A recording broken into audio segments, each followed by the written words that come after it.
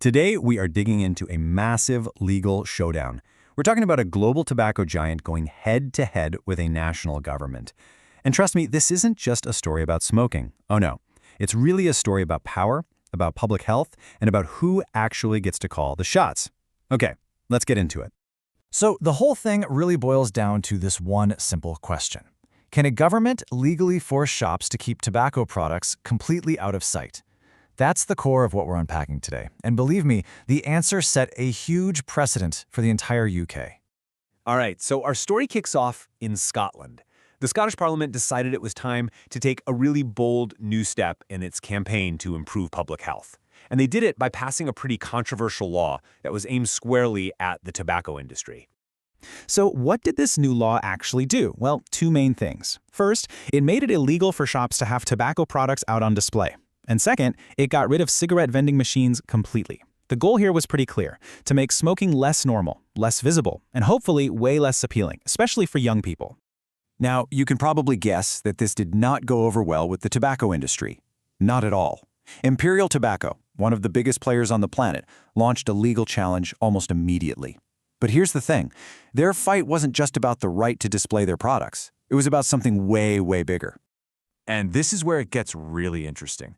Imperial Tobacco's whole argument was that the Scottish Parliament didn't actually have the legal power to pass this kind of law in the first place.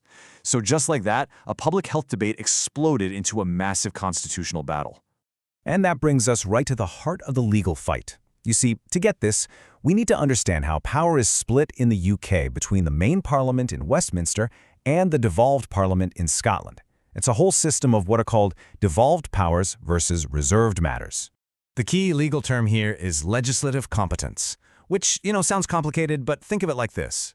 The UK Parliament is like the head office that sets the main curriculum for the whole company. Those are the reserved matters, things like national trade rules. But the Scottish Parliament is like a branch manager who can set the rules for their own office. Those are devolved powers, and public health is one of them. The big question was, which box did this new law fit into? So you had these two totally opposite arguments clashing head-on. The Scottish government said, look, this is all about protecting public health, and that's our job. But Imperial Tobacco fired back, saying, no, this is about regulating how products are sold, and that's a job for the UK Parliament. So which one was it? Health or sales? This is pretty much the exact question the courts had to figure out. They had to look at the pith and substance, which is just a fancy legal way of saying the true core purpose of the law. Was it really about health, or was it really about trade? The entire case was riding on that answer. So, after making its way through the Scottish courts, the case went all the way to the top, the UK Supreme Court in London. The 5 most senior judges in the country were going to have the final say, and their decision would have huge consequences for public health powers everywhere. And the verdict? It was unanimous. It was decisive. The Supreme Court sided with Scotland. The display ban was perfectly legal. So how did they win?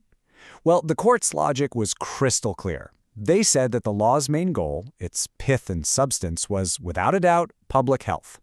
Sure, it had an effect on how tobacco was sold, but that effect was just incidental. It was a side effect, not the main point. And since public health is a devolved power, the Scottish Parliament was well within its rights to pass the law. This ruling was a massive moment, but the story doesn't end there. Its impact would spread far beyond Scotland, sparking a much bigger change in public health policy across the UK.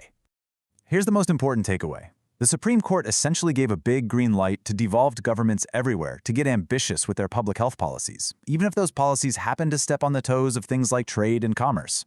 It was a real shift in the balance of power.